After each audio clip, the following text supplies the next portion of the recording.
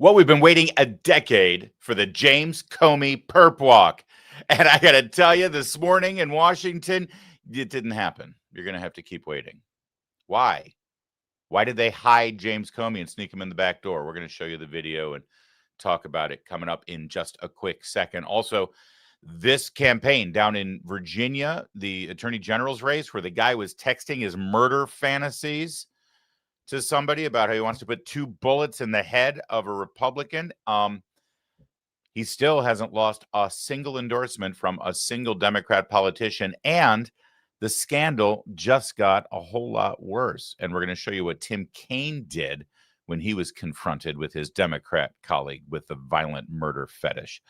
We'll show you that. Yeah, you know we will. Also, Katie Porter, what a loathsome individual. She's the front runner for governor in California, and she just nuked her own political career because she couldn't stand being asked questions by a reporter. I mean, that makes sense. Democrats are never asked questions by reporters. She wasn't ready for it. What a glorious, glorious video that we're going to have a great time with coming up right now. My name's Larry O'Connor, and you can call me Larry.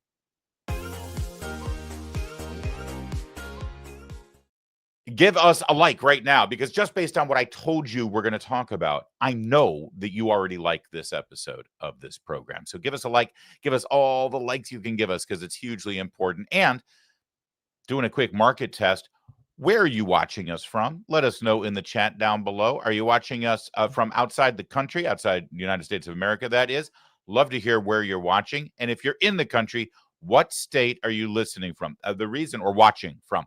The reason we want to know is because, we like to spread it out and do some more stories like the Katie Porter story taking place in California. And it appears as though we have a lot of viewers in California. We'd love to hear from you. Wherever you are, let us know. And let us know if you want us to cover some of the stories in your state. Thank you for that. And thank you for liking and subscribing our show. So let's talk about losing weight and getting healthy. There's a lot of fad diets out there, right? Over the years, I've seen plenty of them. The protein shake diet, that's what Oprah used, right? Nothing but protein shakes. There's cleanses, there's juices, there's cabbage soup, there's a popcorn diet. By the time the average person hits about 60 years old, they've lost and regained several pounds of weight. And that's actually not healthy at all. Doctors call it weight cycling. Half of Americans do it. And if you do it enough, you're at the risk of diabetes, liver damage, heart attack, stroke. Weight cycling is when you lose 10 pounds and then you put it back on and maybe even add a few more. And then you lose more and then you put it all back on again. It puts tremendous strain on your organs, leads to serious health issues. That's why a lot of people are using those shots right now, right? What does Trump call them? The fat shot? Well, let me show you an alternative. It's called lean weight loss. These products are way safer for you than the shot, and they're pretty effective. They give you a lot of energy. I can attest to that. They're giving me tons of energy, and it helps you get through those afternoon cravings and the times when you're going to cheat and sneak food, and you don't want that in your life. Its studied ingredients also target weight loss in 3 powerful ways. It helps maintain healthy blood sugar. That's critically important. Helps control appetite and cravings, like I told you. And then it helps burn fat by converting it into energy. Burning fat helps keep the weight off. So if you want to lose meaningful weight at a healthy pace and keep it off, add lean to your diet, exercise, and lifestyle. Get 20% off when you enter my name, Larry. 20% off. You're welcome. 20% off when you enter Larry at takelean.com. Takelean.com. Use the code Larry. Takelean.com. Well, it happened in Alexandria, Virginia, just across the river from Washington, D.C., in a federal courtroom. Finally, we get what we've been waiting for. James Comey, the perp walk. Take a watch. James Comey in front of a judge moments ago in a hearing that we did not think would last long, and apparently that is the case. He has entered a plea of not guilty to 2 charges, federal level now. Our producers inside the courtroom say the former director accused of lying to Congress, obstructing a congressional proceeding, entered the plea moments ago in front of the judge, Michael Nachmanoff, appointed by Joe Biden. Not guilty on both federal charges. He's accused of lying in front of Congress back in 2020. So that is the update inside the courtroom. Did we miss it? Where was the perp walk? Where's my perp walk? Everybody gets perp walked. Donald Trump got perp walked like 10 times. I want my perp walk. What the hell's going on here? What, did they not even bring him through the front door? Let's get more information on this. This is outrageous. Front doors of the federal courthouse here in Alexandria. That appears not to have been the case. There are other entrances, a garage entrance, a back entrance as well, which might make sense given how many spectators are out here for really what is an unprecedented event today. So in about, 7 minutes, that's when the arraignment is scheduled for. That is when the former director, James Comey, FBI director, will be speaking to Judge Michael Nachmanhoff. He's a Biden appointee known for his thoroughness, but he's going to inform Comey of the charges against him. He's going to be asked how he pleads. We fully expect Comey to plead innocent on both charges, which a grand jury indicted him on late last month, those being a false statement within the jurisdiction of the legislative branch of the U.S. government, obstruction of a congressional proceeding. So they didn't take him through the front door, which, by the way, I love this. I honestly, look at the dirtbag left-wing protesters out front protesting Trump, of course, with a giant sign that says show trial. Well, it's a pretty lousy show trial if you're not even using the front door. We're the audience. Where's our show? I mean, I'm not one to oppose a show trial necessarily, as long as it's a good one. No perp walk. They wanted to protect him. They wanted to protect James Comey. They wanted to take him through the back door. That sort of goes counter to the suggestion that this is just persecution of a political enemy. It's all for show. Doesn't matter. They're still going to say it anyway. No perp walk. They snuck him in through the back door to protect his image, to protect his sensibilities. Also, did you notice that it's a Biden-appointed judge who's hearing it? This thing's going to get thrown out, isn't it? Yeah, again, you're on the wrong channel if you're looking for somebody to tell you that we're going to see him in an orange jumpsuit with chains, and he's going to be on the side of the road picking up trash because he's been sentenced to 20 years to life. I'm not selling hopium here. I will be shocked and delighted if this thing even goes to trial. Oh, they've got the evidence on him. Don't get me wrong. I'm just wise enough to know how these things are handled, sadly, at this point, and how people like James Comey never face actual justice, certainly not the kind of justice that you would face in these situations, or, for that matter, the kind of justice that this guy had to face. They didn't sneak Roger Stone out the back door, did they? Roger Stone got perp walked, grabbed out of his house with 20-plus armed FBI agents, dragging him out of bed. Didn't even give him time to put his shoes on. And by the way, Roger Stone was arrested and charged with literally the exact same crime that James Comey is now being charged with.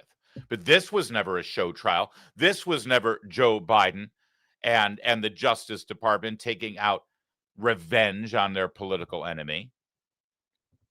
Oh, I know what you're saying. Oh, Larry, we've seen that picture before. That's Roger Stone's own in-home security camera that got put out. That's not, oh, no. Please. You don't have a very good memory. I have a very good memory. So does the internet. We know exactly what happened when they went to get Roger Stone. This is CNN Breaking News. And the breaking news this morning, the FBI has arrested Roger Stone, the president's political advisor. Exclusive footage you're looking at right now from CNN as the FBI arrives at Roger Stone's residence in Fort Lauderdale, Florida, taking him into custody. We understand he will be arraigned in Fort Lauderdale later this morning, indicted on 7 counts, 1 count of obstruction, 5 counts of making false statements, 1 count of witness tampering. Again, they arrived before dawn there, before 6 a.m. or just after 6 a.m. A dozen officers were told. The FBI agent shouted, FBI warrant. And you can see it all play out right here. Yeah, we sure can, thanks to that exclusive that CNN got. How did they get that exclusive? We know how they got that exclusive. The FBI and the Justice Department or the White House Let CNN know exactly what was going on, when it was going on, and where it was going on so that their cameras could be there to give you that exclusive. Oh, but that wasn't a show trial. This James Comey thing is a show trial where we don't even have any show. I'll let Rand Paul pick it up from here. Last night, MSNBC. Indictment of former FBI Director Jim Comey. The president fired a prosecutor that he appointed for refusing to bring this indictment. Are you concerned at all about this and potentially the way the Justice Department is getting used in this space? I think the best way to judge whether or not we're having true justice is whether or not you have the same standard, whether you judge people or adjudicate things on the same standard, whether it's Republicans or Democrats. During the Biden administration, they basically yanked Roger Stone out of his bed, put him up on charges for lying to Congress and also obstructing justice. These are the same accusations for James Comey. So either it was incorrect to go after Roger Stone or it's incorrect to go after James Comey. But if it's okay to go after Roger Stone and you're applying the same standard to James Comey. But, sir, I would say two things. They never had to fire any prosecutors to bring those charges against Roger Stone. And I believe at the time you took issue with what happened to Roger Stone. So do you take issue with what's happening to Jim Comey? Yeah.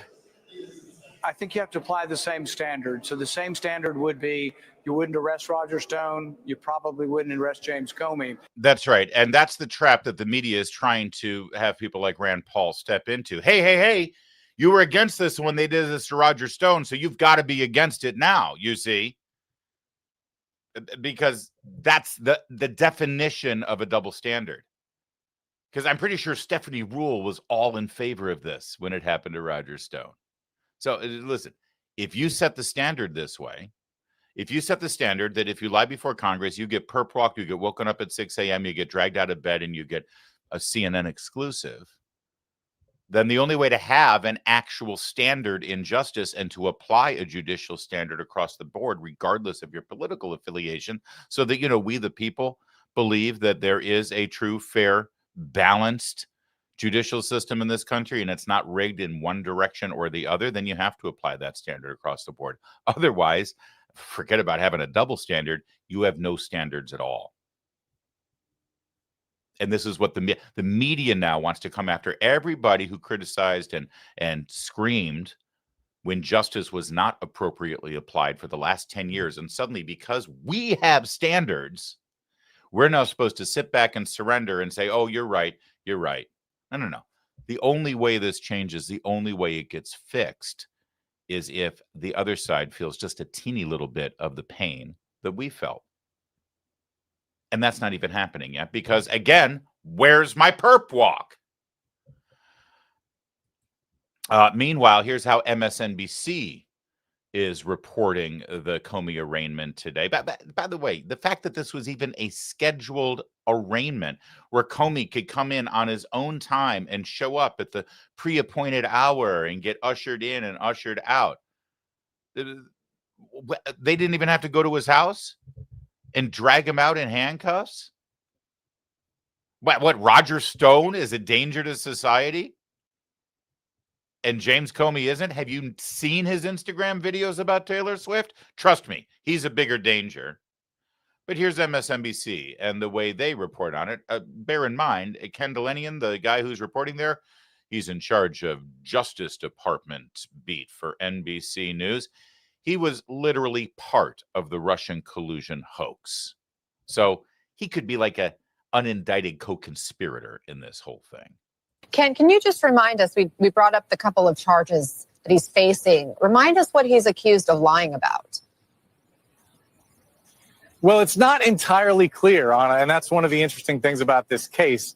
The indictment cites a question that was put to him in a 2020 hearing by Senator Ted Cruz, and the context of the question was about his dealings with his deputy, Andrew McCabe, over leaks to the media. Hold on. So is he just stupid or he doesn't know how to read or does he not follow this story? I know I'm your Justice Department correspondent, but this is so confusing. It's not clear what he's being charged with. Read the freaking document. Yeah, it was some testimony between Comey and Ted Cruz about Andrew McCabe. It's also very conspiracy theory. Tinfoil hat. You have to have a board behind you with red strings attaching everything. You know how they are. James Comey was asked under oath by Chuck Grassley back in 2017, did you leak any information? Did you authorize any leaks? Or were you aware of any leaks? He said no to all of those questions. In 2020, after it was revealed that Andrew McCabe did leak, said Comey authorized the leaks, and said Comey knew about the leaks, Ted Cruz followed up and said, you told Grassley one thing. Do you stand by that? And he said, yes, that's correct. Ted Cruz then followed up and said, well, Andrew McCabe said that you did know about the leaks, that you authorized the leaks. And he said, well, I can only speak for myself. Now, somebody's lying. It's that simple. Ken, do you not understand this? Do we have to draw it out on a whiteboard like Katie Porter? I'm sorry, he's a lying ass. He's lying to the NBC News viewers to make it seem like it's just such a... They're just making up things. I don't know what he's accused of. You have to be an idiot to not know what he's being accused of. In fact, forgive me, James Comey just pled not guilty, right? Not guilty to what? How does one plead not guilty if it's so confusing? I don't even know what you're charging me with. What a jerk this guy is. But this is what NBC News gets. This is how they deliver the news to their audience. No wonder they hate us. No wonder they think we lie. But we've subsequently learned that this actually isn't about McCabe. There's someone identified as person number 3 in the indictment. We've reported and we've been told that is Dan Richmond, James Comey's former aide, who's working as a special government employee at the FBI. And so the issue is whether Comey was telling the truth when he testified way back in 2017 that he had never authorized anyone at the FBI to be an anonymous source in news reports. Senator Cruz essentially restated that question in the 2020 hearing. But none of this is clear in the indictment, so it'll be interesting to see if it's any more clear today. And for that reason and for other reasons, a lot of people think this is a very weak case. So weak, in fact, that not only was the Trump-appointed U.S. attorney forced out of office for failing to bring it, today we have U.S. attorneys, prosecutors in the courtroom on behalf of the Eastern District of Virginia who are from North Carolina. They're not from this district, which suggests that no line prosecutor in this district was willing to walk into court to bring this case on. By the way, thank you for reiterating what we all know is wrong with Washington, D.C. and the Justice Department here in the district. The fact that none of these lawyers who all, James Comey's son-in-law works in that office. His daughter had been an investigator or a lawyer up in the Southern District of New York. This is part of the problem. It's all incestuous. They all know each other. They love each other. You're basically enforcing our understanding of the corruption that's sitting in that office right now, Ken. But you're trying to make that sound like, you see how corrupt and horrible this is? Nobody here would bring these charges. Well, I'm sorry, that's not evidence that there isn't corruption. That's evidence that there is corruption. And about that other point, tell your viewers the whole story. This special advisor that James Comey brought in, this unnamed person number 3, I've told you this. You watch this show, you know the facts here. This guy is a Columbia law professor that was a friend of James Comey. He brought him in under special status at the FBI so he could legally give him classified information. That classified information was the notes that James Comey took after his meeting with then President-elect Donald Trump, briefing him on the Steele dossier. He then told his friend to leak that anonymously to the press. And lo and behold, it was all out there in the press. And then when asked about it and challenged about it, James Comey denied it. Of course he denied it. He's a weasel. But Ken here, who knows this story because he's part of this story, he's acting like it's all so confusing and really hard to figure out. Trust me, the fact that prosecutors wouldn't bring these charges is evidence in and of itself of the corruption that we have seen firsthand at the Justice Department over the years. Now, last night, Chris Cuomo over there on News Nation had Eric Trump on. Eric's got a book, comes out next week, and it's all about how the federal government and other entities in this country came down on his father, on his family, how they got debanked, they got, deplatformed, they got all of the indictments, everything, right? And that's what the book is about. So Cuomo has him on, and Cuomo tries to both sides it. Cuomo tries to say, hey, you say all these things are bad that happened to you. Well, isn't that exactly what your dad is now doing to James Comey? Oh, that was a big mistake. Watch how brilliant this is. Watch Eric Trump lay out the truth to Chris Cuomo, and probably for the first time to Chris's audience. Do you think that it is fair to say it looks like the administration is going after its political opponents now and doing exactly what you say you oppose? What, Comey? Because I mean, it seemed very clear to me in the congressional testimony. I don't know, just watching it, I certainly seemed like he lied to me. I mean, I'm also wondering what an FBI director is doing, taking memos from the FBI and leaking them to the New York Times. I mean, Chris, I'm a guy that hopes that the FBI director would be keeping planes from flying into buildings, keeping our country safe, keeping the Western way of life safe. Instead, this guy is, communicating every single day with the New York Times. I mean, I'd hope a lot better, but I find it so ironic that you're literally one that's pushing back on the weaponization of government when the very same people that were coming after us, went after your brother, like hounds. I mean, they did everything they could to destroy his governorship. They did everything they could to destroy his life. They did everything they could to destroy you. I sat in that same seat. The only difference is my last name wasn't Cuomo. My last name was Trump. They were trying to destroy my father. And by doing that, they were trying to destroy me, and they were trying to destroy the Trump organization. They were trying to take all our assets and strip our name off of every building in New York City. You've been on the receiving end of the very same people that I've been on the receiving end of. And so to play coy with me as if this isn't happening in the United States of America just seems ironic and foolish, given what you've been through more so than anybody. Hold on a second. What did you just say that you think I'm doing? I'm asking you questions about whether or not, if something is wrong, it is also wrong to do the same thing when you get back in power, which certainly happened the first time the administration came in. You went right after Biden. And I don't mean you weren't part of the administration. I'll get to you in a second in terms of what's going on right now. But if you think I'm playing coy, you don't know me as well as you should. Chris, I'm not playing coy. I know what happened to me, Chris, Eric. I'm saying Chris, that and it was what is horrible happening now looks like what was done to you. That's why I'm asking the question. Did we raid Biden's home? Did we try and bankrupt Biden? Did they come after us? Did we weaponize every AG and DA, against Biden? Did we do that against Hunter Biden, who had a laptop from hell, pictures of cocaine, illicit drug use, prostitution? Did we do that? Did we make up a dirty dossier about Biden? Did they try and destroy Biden's marriage? Was any of that true? I mean, did we make up stories that Biden had secret servers in the basement of his home communicating with the Kremlin in Russia?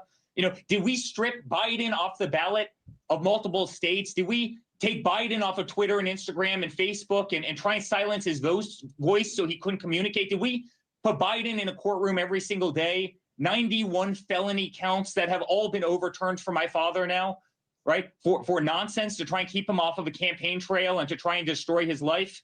Did we do any of that? That was brilliant. Eric Trump, my favorite of the Trump children, except Barron, of course. We all love Barron. Got a soft spot in the heart for Barron. But Eric Trump knows what he's doing. And by the way, that was glorious. All of that from memory, what he just did, how he laid into Chris Cuomo. And by the way, all those things that he just detailed, the News Nation audience never sees. Chris Cuomo's audience never sees. Chris Cuomo's producers aren't aware of it, or they're aware of it and they decide it's not newsworthy, or they cover the stories from the completely different perspective, suggesting that Trump deserved it and all of Trump's people deserved it. Listen to what he said. Did we raid Biden's home? Did we try and bankrupt Biden? Did we weaponize every AG and DA against Biden? Did we do that against Hunter Biden, who had a laptop from hell, pictures of cocaine, illicit drug use, prostitution? Did we make up a dirty dossier about Biden? Did we try and destroy Biden's marriage? Did we make up stories that Biden had secret servers in the basement of his home communicating with Kremlin in Russia? Did we strip Biden off the ballot of multiple states? Did we take Biden off of Twitter and Instagram and Facebook and try to silence his voice so he couldn't communicate?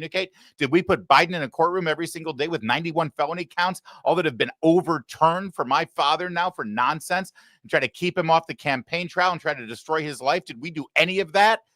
Chris Cuomo, where's your answer?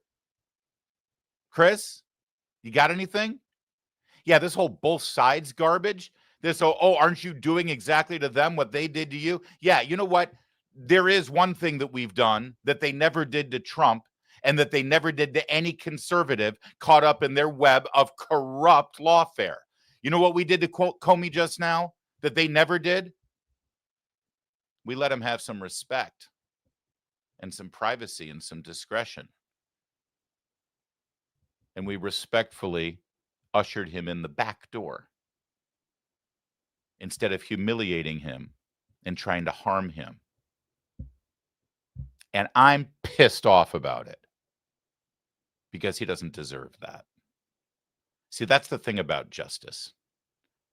Justice only works if you use it in the exact same way on everyone.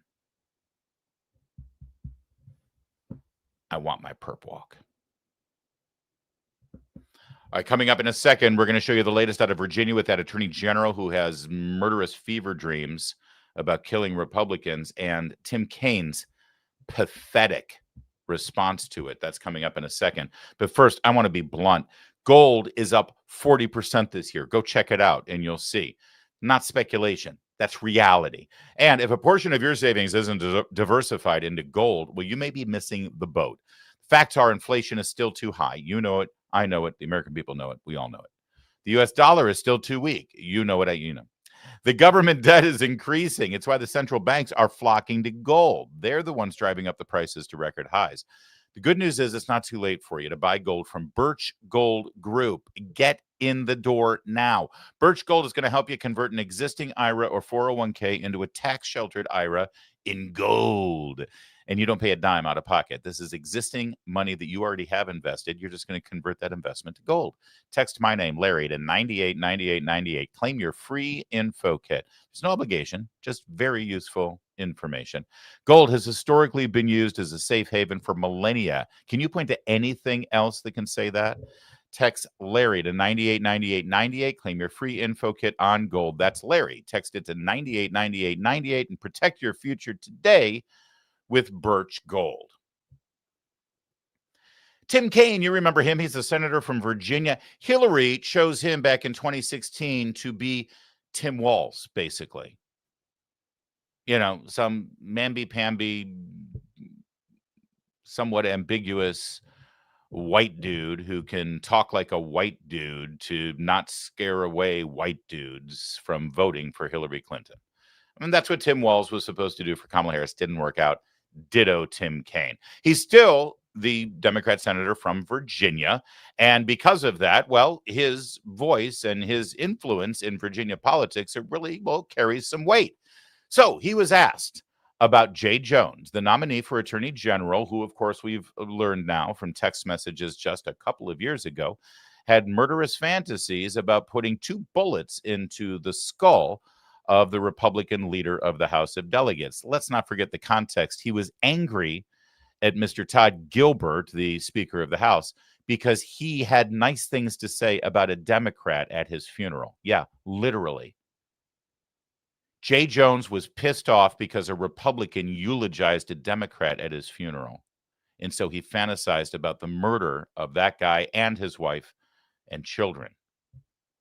What a guy.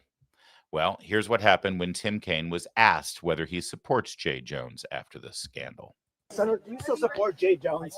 You do. What do you think you should drop out of this race after those comments? I just answered your question. You have concerns about what you saw?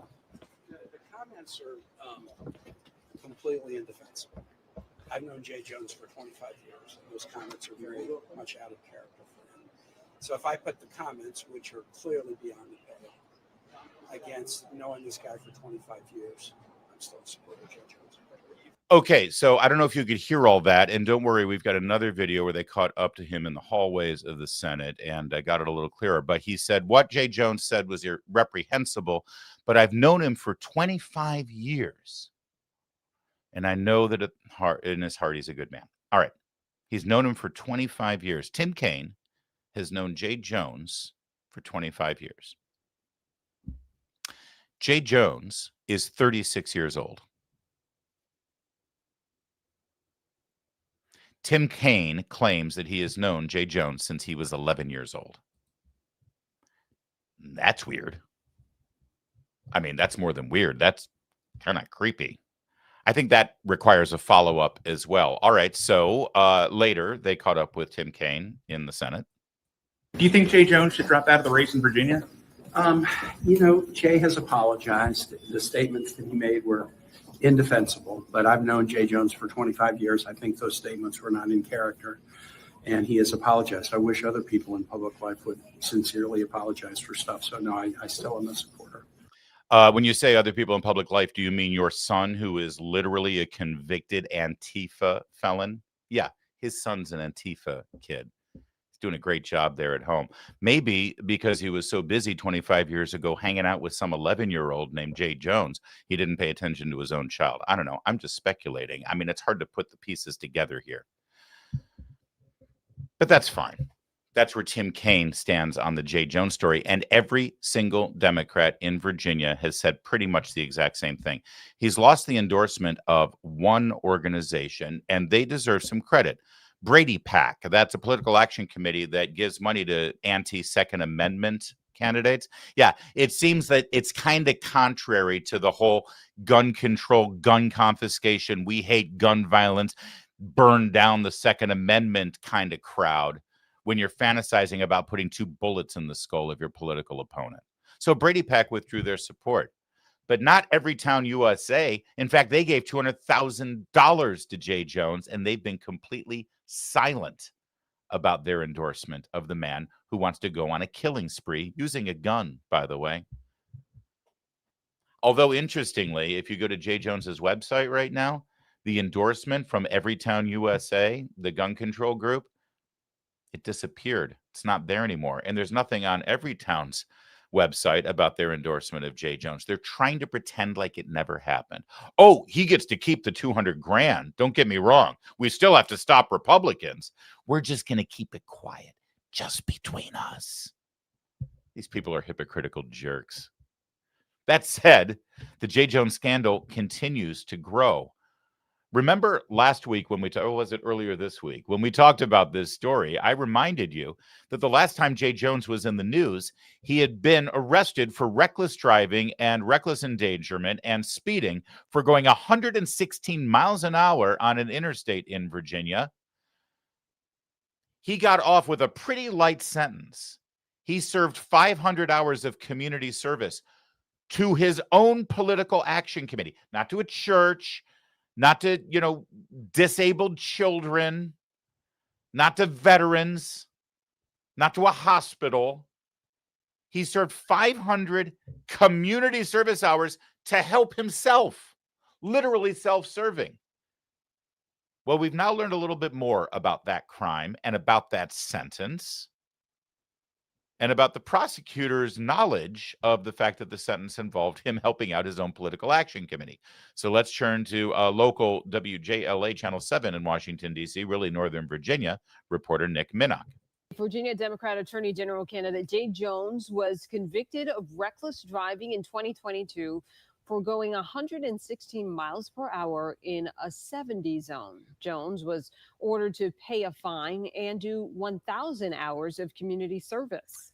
Our Nick Minnock wanted to know whether that's what you or I might get for such a violation. He looked into it, and here's what he found. He is kind of the dollar store version, right? Meanwhile, Abigail Spanberger, who's running for governor of Virginia, she put out a 2-line, what he said was terrible and he should take responsibility. I love it. She says he should take full accountability and then doesn't ask him to step down from the race, doesn't ask him to do anything. What exactly does accountability look like, ma'am? You want to lead the state? You want to be the governor? Winsome Sears is the Republican nominee, and she had plenty to say about it. You think an apology does the trick? Is that good enough for Jay Jones? Of course not. Of course it doesn't. And by the way, he's doubling down because no sooner than he sent that out, the so-called apology, he was right back to, well, Trump this, Trump that, and it's a Trump faction that's really enforcing this and trying to get him out of the race, and Trump and more Trump. This man, as we would say in the Marine Corps, is not fit for office. He is not fit to move to the next rank. And by the way, neither is my opponent. That's why we need to continue to have in office my running mate, Attorney General Jason Yares. We need someone who is of character. Jason has already proved himself to be a circumspect man. He considers the law. He has represented us in the courts. We don't need anyone who needs on-the-job training. And Jay Jones, with his murderous comments, we can't have him. He can never be Attorney General. And quite honestly, Lieutenant Governor, it's a low bar. It's a low bar as a civilization to ask that our public servants don't fantasize about murdering their political opponents. Yeah, it is a low bar, but that's who the Democrats are right now. They're the low par political party. That's what they stand for, because at this point, they're so consumed with Trump derangement syndrome that they will excuse anything. And by the way, anytime you raise things like this and say this is outrageous, it's despicable, it's wrong, all they say is, oh, but Trump says mean things. Yeah, you're right. He does. First of all, by the way, if your answer to all of this is, well, we're no different than Trump, then fine. Can I have the last 10 years of my life back? Okay, number one. But number two, funny, I don't ever remember Donald Trump suggesting that a Democrat get 2 bullets in the head. I'd be more than willing to have you remind me of that if that happened, but I'm pretty sure it never did. They have this, Trump derangement syndrome has a lot of different symptoms. One of them is making up crap that Trump has said or done, or suggesting that the most vile, reprehensible thing you can find is not as bad as Donald Trump. That's why it's so easy to call him Hitler. Jay Jones, by the way, who wants to be the Attorney General, who got a slap on the wrist and was not punished the same way an ordinary citizen of Virginia would be punished for reckless driving and reckless endangerment. The man who sent murderous fantasy texts to someone, unwanted, by the way, he sent them to this woman by accident. He meant to send it to somebody else. Love to see those text messages, by the way, to the guy he really intended it to. And when the woman said, please stop sending me these texts, he kept doubling and tripling down and pressing the issue and making her incredibly uncomfortable. I wonder if there's a Me Too situation in his closet. We'll look for that. But yeah, that guy who wants to be the Attorney General, it turns out has never actually tried a case in court single-handedly as the lone lead counsel. I mean, is he like the Des Moines superintendent? Does he even have a law license? Did he go to law school? Oh, something else about Jay Jones. Back in the day, he was real quick to tell people that they should drop out of races when he found their behavior reprehensible.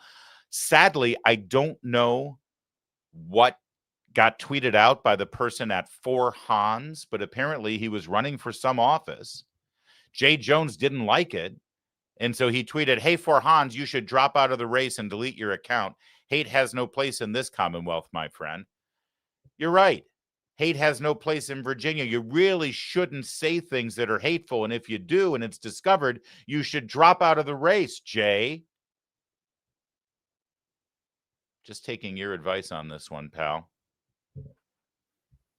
The very latest on this, according to Axios, is that Jay Jones just canceled a campaign event without any explanation. And by the way, there's something about this story that should tell you something much bigger about what's going on behind the scenes with Jay Jones, because the event that he canceled was a private fundraiser in a supporter's home. It wasn't a rally. It wasn't something at a school. It wasn't some sort of outdoor event where he was meeting and greeting voters. No.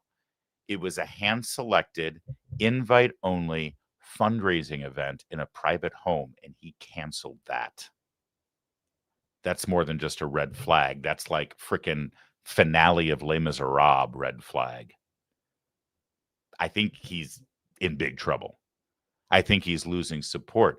It's also reported locally by Nick Minnock, the Channel 7 reporter you just saw earlier, that he has been calling elected officials all around the Commonwealth, asking them to keep supporting him and to come out publicly and voice their support. When you're doing that, you know you're about to lose support. See, but here's the thing about every single Democrat in Virginia, starting now, and mark it down.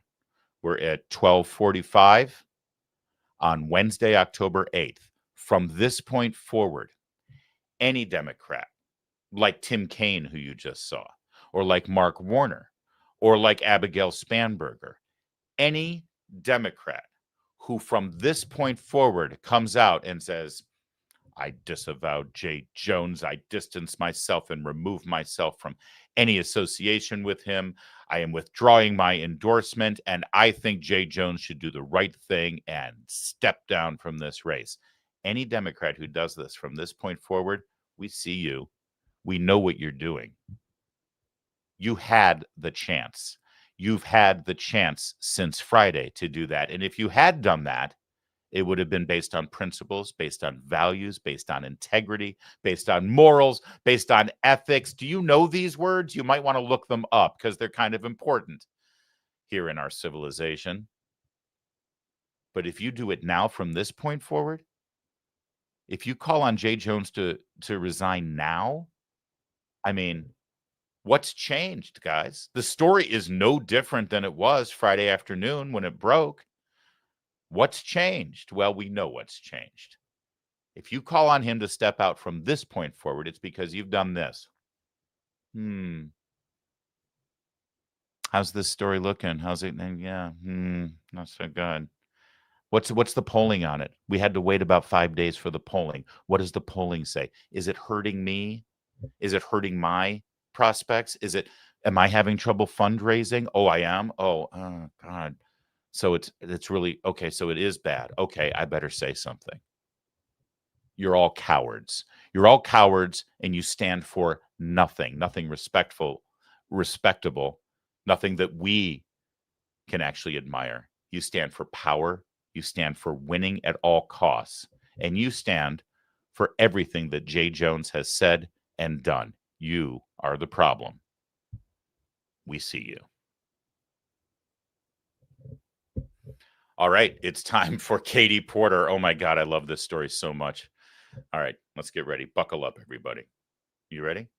Give us a like right now. Do you like the show so far, everybody? We got one more big segment on Katie Porter. Let's give us those thumbs up. I want to see our live chat explode right now with a ton of new viewers because you're getting lonely down there, aren't you? Are you? I'm looking. What's going on down there? You're getting lonely? All right. Give us a lot of thumbs up right now. Throw some comments in the chat, and we're going to explode our audience even bigger on our live stream. Thank you. Katie Porter is a former congresswoman in Southern California. She's running to be governor right now. And in fact, she is leading the pack. She's the front runner. She sat for a perfunctory interview with a local ABC station, I believe it is, out of, maybe it's CBS, I apologize, out of Sacramento, California, the state's capital. The reporter was asking every single candidate the same set of questions, and it was a really simple question. See, Gavin Newsom has this ballot initiative to redistrict, right? And the whole thing is framed in an anti-Trump milieu. All the ads, even the name of the proposition on the ballot is all about stopping Trump. And so the reporter said 40% of Californians voted for Donald Trump. So how do you expect them to, support you? How do you expect to be their governor and lead them if you're in favor of this initiative? What kind of governor will that make you? It's a good question. Now watch Katie Porter ruin her political career trying to answer it. What do you say to the 40% of California voters who you'll need in order to win, who voted for Trump? How would I need them in order to win, ma'am? Well, unless you think you're going to get 60% of the vote. You think you'll get 60%. Everybody who did not vote for Trump will vote for you. That's what you're saying. In a general election, yes. If it is me versus a Republican, I think that I will win the people who did not vote for Trump. What if it's you versus another Democrat? I don't intend that to be the case. So how do you not intend that to be the case? Are you going to ask them not to run? No, I'm saying I'm going to build the support. I have the support already in terms of name recognition. Mm-hmm. And so I'm going to do the very best I can to make sure that we get through this primary in a really strong position. But let me be clear with you. I represented Orange County. I represented a purple area. Mm-hmm. I have stood on my own 2 feet and won Republican votes before. That's not something every candidate in this race can say. If you're from a deep blue area, if you're from LA or you're from Oakland, you don't have an experience. But you just said you don't need those Trump voters. But you asked me if I needed them to win. So you don't I feel like this is unnecessarily argumentative. What is your question? the question is the same thing I asked everybody, that this is being called the empowering voters to stop Trump's power grab. Every other candidate has answered this question. This is not And I said I support it. So, and the question is, what do you say to the 40% of voters who voted for Trump? Oh, I'm happy to say that. It's the do you need them to win part that I don't understand. I'm happy to answer the question as you have it written, and I'll answer it. And we've also asked the other candidates, do you think you need any of those 40% of California voters to win? And you're saying, no, you don't. No, I'm saying I'm going to try to win every vote I can. And what I'm saying to you is that.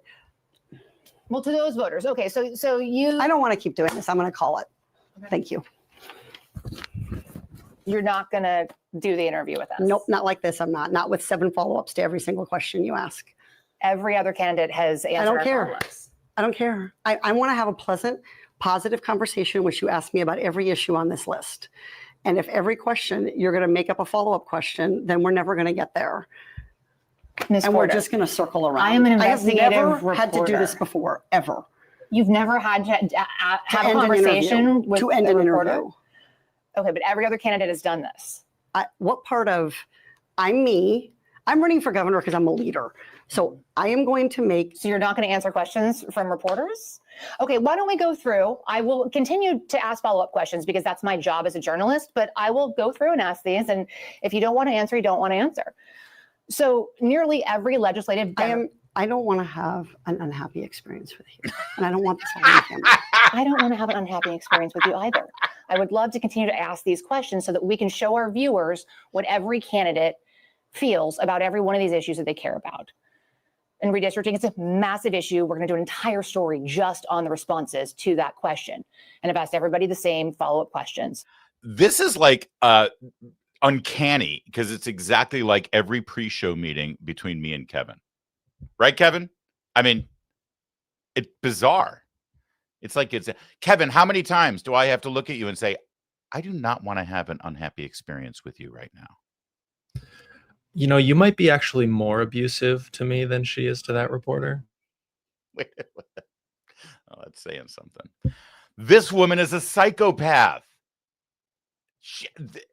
We're going to show you a brief history of Katie Porter and how we got here from there. Trust me, she is a maniac, this woman. And the fact that she's the front runner for governor in California should really tell you something about the state of play in the Golden State right now. But can I just a couple of moments in this video? It's a long cut. I know. I didn't want to interrupt it because it's just absolute gold. But I want to Zapruder film this real fast and show you a couple of things that happened. Watch. What do you say to the 40% of California voters who you'll need in order to win, who voted for Trump? How would I need them in order to win? Oh, man. Oh, God. So, right. First of all, pro tip. If you're in a video interview setting and you're in a dark room, but they've got the specific lighting on you for the interview, never lean out of the light because it ends up looking like this. I mean, I wish they all could be California girls. Think about her. She's in place to be the first female governor of California. Sunshine, blondes, bikinis, beach babes, Hollywood. That's a perfect representation of the California dream, isn't it? I wish they all could be. All right, let's get back to this, though, because there's more to this than just how terrifying she looks. Well, unless you think you're going to get 60% of the. That right there. Do you know who she's looking at and laughing with? Her staff who are behind the cameras. How do we know that? Because later in the interview, when she calls it quits, she looks in the same place and she says, that's it, I'm pulling this. So this is who she is. This is mask off Katie Porter. You know, you're going to need those voters to win. How am I going to need those voters to win? They're Trump people. Screw them. They're racists. I don't need those little Nazis. She's terrifying. All right, a little bit more. Vote. You think you'll get 60%? Everybody who did not vote for Trump will vote for you. That's what you're saying. In a general election? Yes. That arrogance, that confidence, that knowledge that if I'm in a general election, I can win without one Trump supporter, so f them. I don't need to do anything. I don't need to say anything.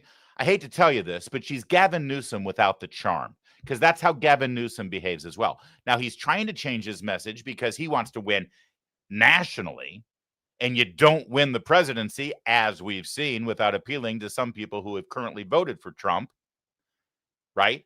But that arrogance, that face that you just saw, that is the perfect representation of where the Democrats and the media happens to be right now with regard to communicating with you. You often wonder why you watch movies and you're not represented in any of the films, why you watch cable news and your voice is never heard around the roundtable discussions or the panel discussions, or if there is your voice heard, it's 1 versus 8, and they all interrupt your voice and drown you out. Do you ever wonder why that's the case?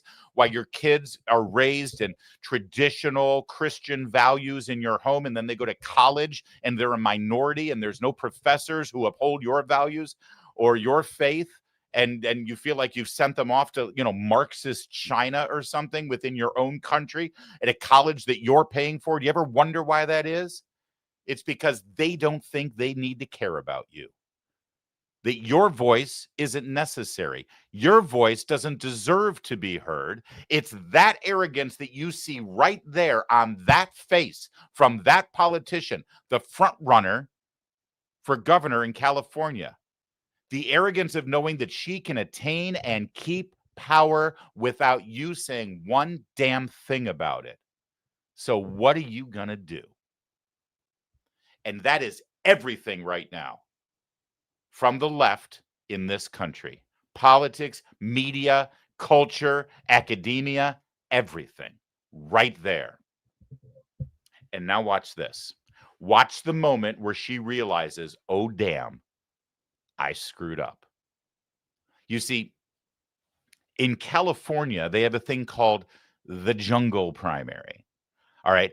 Why they call it a jungle primary, I'll never know. This was Arnold Schwarzenegger's bright idea. Somebody talked him into it. He's an actor, not very bright. He thought it would make elections fairer in California if the top 2 vote getters in the primary, regardless of party, faced off in the general election. But of course, the way they've been rigging elections in California with mail-in ballots, et cetera, oftentimes the 2 top vote getters are both Democrats. It was a scheme to basically keep Republicans off the ticket in the general election. And lots of times it worked. For one of the Senate races that Kamala Harris ended up winning, she ended up running against another Democrat, Loretta Sanchez. Heads I win, tails you lose. The Democrats love this scheme in a Democrat-dominant state. But watch the moment where she's reminded that the election might not be between her and a Republican. It might be between her and another Democrat, and that means suddenly you're going to have to get those Trump voters. You're going to have to get Republicans to vote for you. Watch what happens. If it is me versus a Republican, I think that I will win the people who did not vote for Trump. What if it's you versus another Democrat? I don't intend that to be the case. So how do you not intend that to be the case? Are you going to ask them not to run? No, I'm saying I'm going to build the support. I have the support already in terms of name recognition. Do you see? Look at the possum caught in the headlights. She now realizes exactly the trap that she created for herself. I intend for that not to happen. How are you going to guarantee that you're running against a Republican? And now suddenly she starts throwing word salad garbage. No, I'm going to build a coalition. I'm going to do that. Build a coalition with voters that you just told us you don't need. It's a complete and total disaster. And it's glorious. It's beautiful. It's fantastic. Look at how bad it is. Overnight at the the gambling sites where you can bet on the futures of politicians on whether they're going to win or not. That blue line is Katie Porter. She'd been winning. Look what happened overnight. Look what happened. It's glorious. It's absolutely devastating. But for many of you, this might be the first time you're hearing of Katie Porter. And, well, we'd like to let you know who she is. Let's take a look at the Katie Porter greatest hits, shall we? This allegation of groomer and pedophile, it is alleging that a person is criminal somehow and engaged in criminal acts merely because of their identity, their sexual orientation, their gender identity. Yeah, you can't use the term groomer because it suggests that anybody who has a sexual identity or a gender identity is a criminal. That's Katie Porter just sitting in her kitchen in her Orange County suburban home. By the way, when she said, hey, I won in Orange County, I won in a purple district, nobody else can say that. Let me explain something to you. That was in 2018. It was the first election after Trump, so there was already a blue wave coming. It was also the first election the Democrats tried the whole ballot harvesting drop box scheme. California tried that 2 years before 2020. And suddenly, the 4 traditional Republican congressional districts in Orange County, all 4 of them, turned blue and went Democrat. This district in Irvine, where Katie Porter was the congresswoman, for decades, it was represented by a Republican. And for the first time ever, they tried this new thing with ubiquitous mail-in ballots, and everybody gets a ballot in their home, and you can drop it off at these drop boxes, and we'll do ballot harvesting, and we'll come and get the ballots. And it took 2 weeks to count the ballots after Election Day, and lo and behold, Katie Porter won. And if that entire scheme for that election sounds familiar, it should, because 2 years later, it was employed nationwide because of the pandemic. What a coincidence, isn't it? Mm-hmm. So on election night, I went to pick up my daughter from water polo practice, and she's 12, and she got in the car and she was crying. And I said, did someone punch you? Like, water polo is a rough sport. I was like, did someone hit you? Did the coach yell at you? What happened? And she said, Mom, Trump won. Trump's going to win. And what if I get raped and I need to have an abortion? This is from a 12-year-old, my 12-year-old daughter. All right. So, by the way, you notice every time I hit pause, I get an expression like this on this woman's face.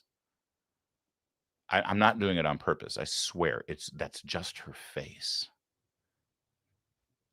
All right. So this is a made-up story, but it's a despicable made-up story. So first of all, if you are to believe this story, then you have to believe that Katie Porter is raising a 12-year-old girl whose immediate thought when Donald Trump wins the election is, oh, God, what if I get and I need to have an abortion? By the way, the words need to have an abortion is something that I would never, ever even contemplate saying unless I was quoting somebody like this. But yeah, sometimes you need to have that abortion. Sorry, instinctively, I wanted to bleep that. So think about that for a second. What's the conversation like in that home around a 12-year-old girl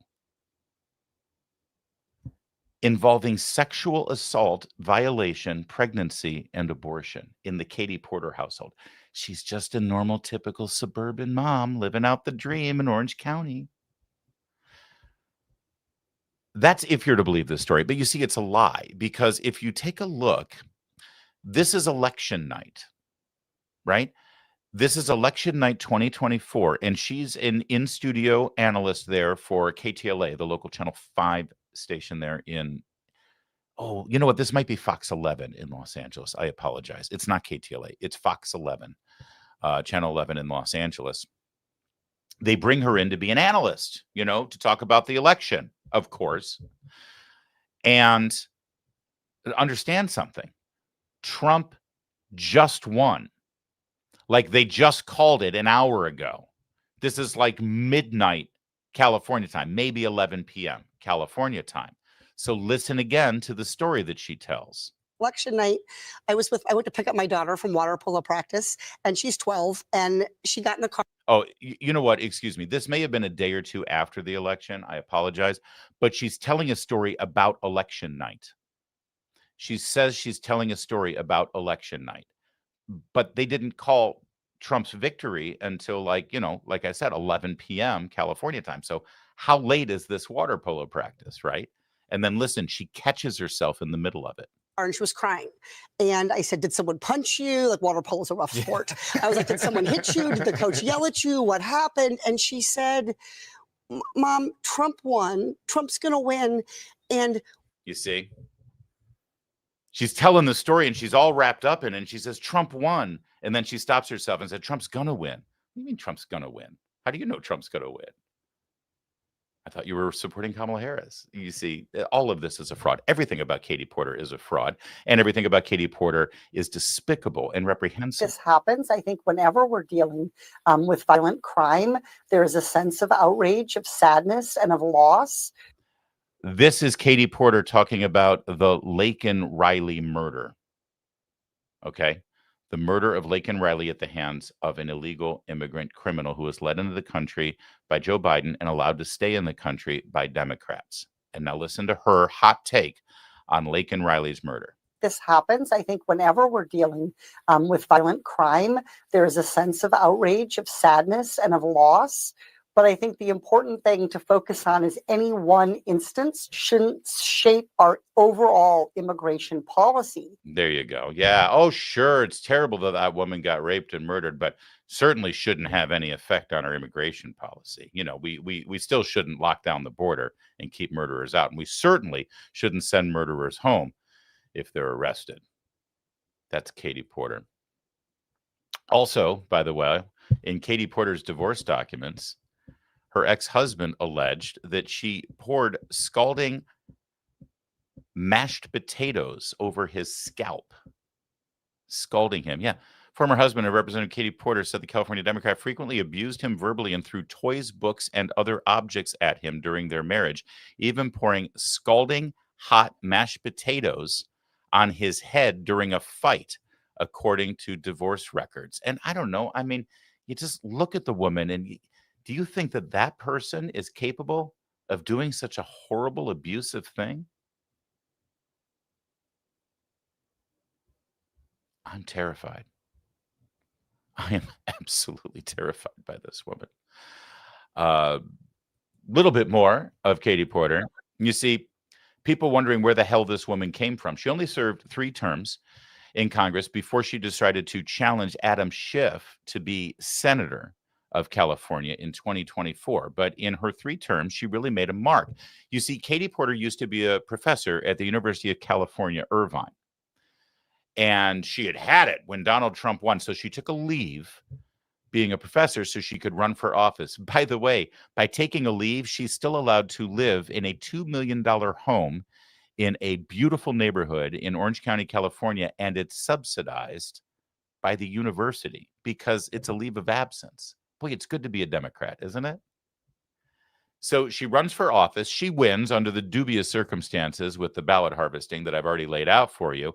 And then she makes her mark because she decides to do this gimmick at committee hearings by bringing out a whiteboard because she's a teacher, don't you know?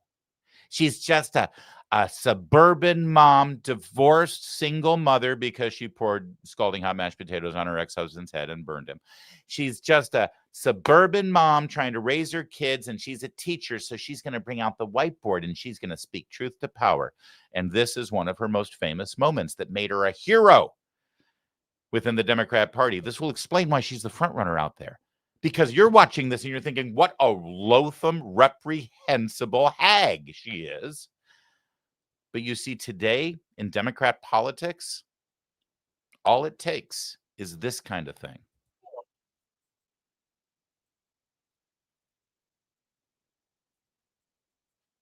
Mary, can you unmute your screen share? Sorry? Can you unmute your screen share? Yeah, hang on just a second. Oh, no, I can't. Here, give us a quick second for a technical difficulty. We'll be right back. I got to do this. Stand by. Man, I was really rolling too, wasn't I? Stand by.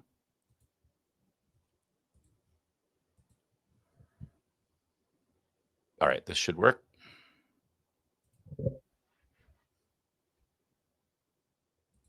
So where we left off was this woman had, and I apologize, you're going to need to follow orally. She had $2,425 a month. She rents a 1-bedroom apartment. She and her daughter sleep together in the same room in Irvine, California. That average 1-bedroom apartment is going to be $1,600. She spends $100 on utilities.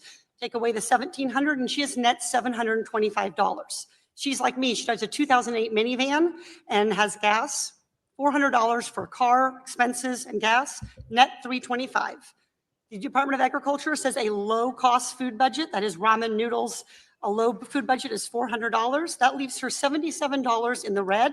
She has a Cricket cell phone, the cheapest cell phone she can get for $40. She's in the red $117 a month. She has after-school childcare because the bank is open during normal business hours. That's $450 a month. That takes her down to negative $567 per month. My question for you, Mr. Diamond, is how should she manage this budget shortfall while she's working full-time at your bank? I don't know that all your numbers are accurate. That number is generally a starter job? She is a starting employee. She has a 6-year-old child. Okay, This is her first job. And you can get those jobs at a high school, and she may have my job one day. So She may, but Mr. Diamond, she doesn't have the ability right now to spend your $31 million. I'm totally sympathetic. She's short 567. What would you suggest she do? I don't know. I'd have to think about that. Would you recommend that she take out a JP Morgan Chase credit card and run a deficit? I don't know. I'd have to think about it. Would you recommend that she overdraft at your bank and be charged overdraft fees? I don't know. I'd have to think about it. So I know you have a lot I'd love to call her up and have a conversation about her financial affairs and see if we can be helpful. See if you can find a way for her to live on less than the minimum that I've described. Just be helpful. Well, I appreciate your desire to be helpful, but what I'd like you to do is provide a way for families to make ends meet so that little kids who are 6 years old living in a 1-bedroom apartment with their mother aren't going hungry at night because they're $567 short from feeding themselves, clothing them. We allow no money for clothing. We allow no money for school lunches. We allow no money for field trips, no money for medical, no money for prescription drugs, nothing. And she's short $567. Now, that right there, what you saw is what makes a very unattractive individual who obviously has a very dark soul and an ugly moral compass seem very attractive and engaging to the left wing in this country. And it's all manipulative and scripted. And by the way, I doubt that person that you described even exists. But you put the CEO of JP Morgan Chase on the hot seat and make them confront the fact that you're only hiring people for $16.50 an hour. And how are they supposed to make ends meet? And, well, you're a hero. Yay, queen. Go for it. You're Katie Porter. We love you. Take all of our donations and run failed campaigns for Senate and now governor. Now, I wish Jamie Dimon had leaned forward and said, well, ma'am, first of all, he tried this, by the way. He said, well, that's a starter job. A lot of times people get $16.50 an hour when they're still in high school or maybe they're in college and other things are going on in their life. But no. We have to take the premise that this is a single mother with one child and she's living in Irvine, California. And the best thing I think for Jamie Dimon to have done is said, well, all right, listen, this is the only job that she can get and she's a single mother. First of all, I know Irvine, California, and the median household value in that area is about $1.3 million per home. Maybe, Ms. Porter, the regulations and the various taxes that your party imposes on the people who live in that area have artificially driven up the cost of the home and other living expenses. Oh, and you mentioned gas. Well, it turns out that California has the most expensive per gallon gas prices in the country. The same gas that she's putting in her minivan in Irvine, California, if she did it in Oklahoma, it would be about $3 a gallon cheaper because of all of the regulations and taxes and fees that you put on it in California. And that's your party's fault, by the way. And hate to break it to you, Ms. Porter, but the fact of the matter is, in the real world, if you can't afford to live in the home that you're in or drive the car that you're driving, most rational, normal human beings move. They move to a place that isn't as expensive. And why is that so hard to say? This radical left-wing politics that suggests that everybody should accommodate everyone else's life choices. I'm sorry, if my daughter found herself single with a child and unable to afford the home that she's in, first of all, I would welcome her into my home, but maybe this woman doesn't have parents that would welcome her into her home. I would give her advice, though. If I found out my friend were in the same situation, I would say, dude, why are you living where you're living? You can't make it. There's cheaper places to live. She lives in Irvine, Katie Porter. Well, how about she move to Ontario or Chino? Maybe move to Victorville and get a $16.50 an hour job out there. But Jamie Dimon's not allowed to say that. Nobody's allowed to be sane and rational and logical anymore in American politics. You have to get browbeaten by the type of this woman, this drama queen, this theater kid who is flown a little too close to the sun. Let's just face it. But that's her shtick. Everything about her is performative. She's a theater kid. Remember this moment when Donald Trump was giving his State of the Union? She purposely wore bright orange so the cameras could find her, and the matching book that is titled The Subtle Art of Not Giving a F. I promise you, she hasn't read that book. I promise you that she's not, in fact, reading that book at that moment. But she created a viral picture that went crazy, and she raised more money. She raised money for her Senate campaign. By the way, before she ran her Senate campaign, she also came to Congress on Halloween in an interesting outfit. Congressman Porter, does Alfred get minimum wage? If you return the Batmobile, could you pay for the Green New Deal? Wait, that's a guy at Daily Wire, I think, that did that? Tracked her down? I don't know if you heard the question. Was it? I think that's Comfortably Smug from the Ruthless podcast. Oh, is that Smug? Oh, that's so brilliant. Good job, Smug. So there's Katie Porter dressed like this as Batwoman. And Smug asks Katie Porter, does Alfred make minimum wage? If you sell the Batmobile, can you pay for the Green New Deal? Oh, it's fantastic. I told you she's a theater kid. That's all she is. Oh, but as I said, stunts like that allow her to raise money to run for Senate. And that's what she did. She ran for the Senate against Adam Schiff, and they had that jungle primary. And she was hoping that it would be her and Adam Schiff, two Democrats going head to head. But remember the jungle primary we described? Steve Garvey, the former baseball player, got enough votes to finish second place. And so it was Schiff versus Garvey. Schiff, of course, won. But it was weird because Katie Porter is so beloved by the media in Washington, D.C., and by the chattering political class that it's strange that out in California, suddenly she didn't do so well. But part of it may have been because of this op-ed in the Orange County Register by former Congressman Harley Ruda. Character matters. That's why Katie Porter is unfit for the United States Senate. That's in her home county of Orange County, where her district was. By the way, Harley Ruda, who wrote this devastating, scathing op-ed, giving example after example after example about how she's a horrible person. Harley Ruda is a Democrat. Listen to some of the thing. Oh, I can't because it's locked off in a paywall. But she is notorious for having over 60% turnover in her staff. She abused her staff. She was awful to the people who work for her. I mean, I know it's shocking. I'll ask you again, does that look like the face of a mean boss? Does that look like a woman who would be obnoxious and horrible and spiteful and abusive to her staff? Actually, the video we started this segment with of her interview with the reporter out of Sacramento, it was actually leaked to an independent journalist by a former staff member of Katie Porter. Karma. Oh, one other thing. When she lost that race for Senate to Adam Schiff and Steve Garvey, she lost in the primary, and she had already announced her resignation from the House because she was sure she was going to win the Senate. She said this on Twitter: "Thank you to everyone who supported our campaign and voted to shake up the status quo in Washington. Because of you, we had the establishment running scared, withstanding 3-1 in TV spending and an onslaught of billionaires spending millions to rig this election." Rig the election?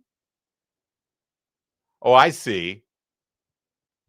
I see. So when a Democrat is on the losing end, even to another Democrat, the election was rigged.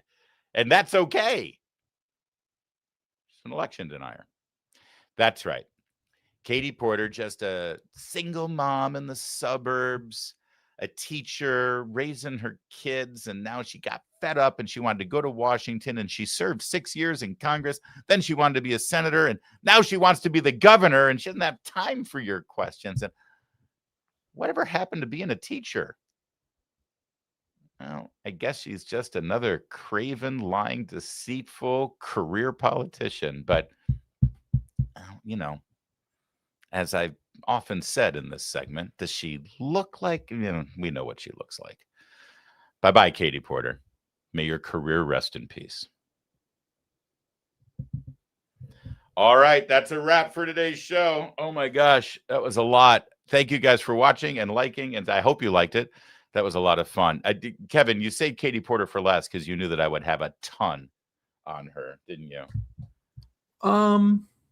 Did I go too long with Katie? There's never too long. You know, the people want more Larry. You got to give it to them. There is sometimes too long. Don't bullshit a bullshit. All right. What do we got here in Super Chat? Oh, wait, hold on. Let me start with a Rumble Super Chat because we do those by hand. $2 from Milliken69 on Rumble. Great show, Larry, with the thumbs up. Thank you, Milliken. We appreciate it. We love our Rumblers. Appreciate that very much. And then over on the other platforms, what have we got? Patrick with a £5 Super Chat. Comey is running rings around cash. It's coming, Patel. This was always going to backfire spectacularly. Sadly, it will kill off other prosecutions. We'll see. I mean, I've been told, Patrick, and you may be right. Don't get me wrong. Listen, here's the problem. As brilliant as Kash Patel is, he does want to do things the right way. And I know the narrative is, oh, they're just using the same tactics like Chris Cuomo tried. No, we're not. The fact of the matter is, if we played this game the way Comey played this game, I think that there would be devastating results. The problem is we're actually trying to dot the I's and cross the T's and do it the right way. When I say we, I mean, of course, the Trump. When I say we, because I feel politically aligned with them, I have nothing to do with it. You might be right. I'm also told, though, that that there are more charges coming with Comey, and they wanted to get this one in because of the statute of limitations, and there might be more. But who knows? Honestly, who knows? Listen. I'm not doom and gloom Eeyore, but I'm also not selling hopium here. I have no illusions. I don't think there's going to be a single prosecution. There should be, but I don't think there will be. Colleen Daly with $5 in the tip jar. Thank you for that, Colleen. Ethrog for 9. Oh, what did we decide that was? What currency is that? Is that the shekel? That's the Israeli shekel. That is absolutely right. With a super sticker. Thank you, Ethrog. God bless you. God bless you and your country, man. Dennis Harmon with a $25 super chat. Thank you for that, Dennis. What is wrong with people in California? Candidate for governor would not do an interview with follow-up questions. WTF? Who does she think she is? Well, you know what? I thought that was one of the most revealing parts of it. Here's the thing. Democrats aren't used to tough questions at all, let alone follow-ups. They're never challenged, especially in California. So it's very insightful, Dennis. That's the case. Republicans are always better at dealing with the media now because we're used to the hostility. And the second a reporter tries to ask anything that might be of a challenge to a Democrat, you see what happened. Thanks, Dennis. God's best friend with a £2 super chat. 40% deplorables. Who let them in? Yeah, you know what? The buried lead here is that 40% of Californians voted for Trump. And, you take away the illegal voting in California and the shenanigans. That's why I'm still hopeful that California might have a chance, especially if Katie Porter becomes their standard bearer. I had Rick Grinnell on my radio show this morning. Go and find the podcast and subscribe to my podcast for my radio show. It's O'Connor and Company out of Washington, D.C. And I asked, because he's a California Republican. I've known Rick for, I think a dozen years now, from my days in California. And I asked him, have you ruled out running? And he wouldn't give me a straight answer. But he did say after this Katie Porter fiasco, there's going to be some other candidates emerging. He said that. But we'll see. Psychological projectionist with £2 said Katie Porter filed for divorce in 2013. Anyone surprised? The surprise is that she filed for divorce, not him.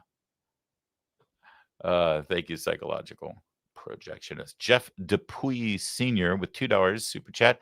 I'm going to keep listening to Larry for the truth. Well, thank you, Jeff. And as I always say, I love your epic beard. That is a great beard. Patrick with a £5 super chat.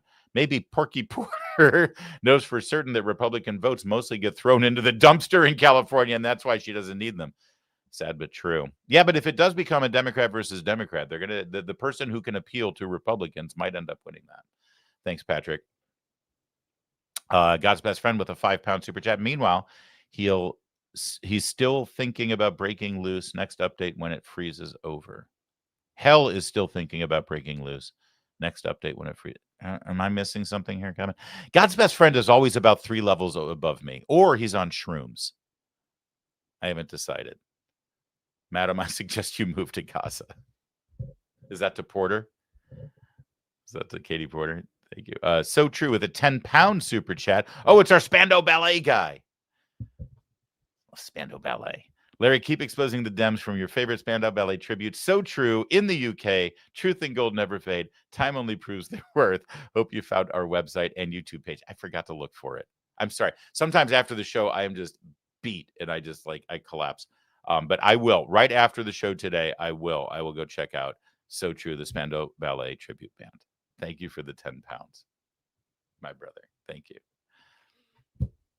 I always confuse Spandau Ballet with Depeche Mode. Don't be mad at me. But the similar era, similar. But Depeche Mode was more techno sounding, if I remember right. And Spandau had better voices. All right. Anything else, Kevin? Are you a big Spandau Ballet fan? Can't say that I am. Sorry. You know this. You know that song? I actually do know that song. Yes. You know Spandau Ballet. Thanks for watching. Appreciate it. That was a blast of a show, and I hope you guys had a blast in the live chat because it was a nice big audience, nice big crowd, and we'll be back tomorrow with an even bigger crowd. So don't forget to subscribe and get the alerts so you catch the show as it happens. We'll see you then. In the meantime, my name is Larry O'Connor, and you can call me Larry.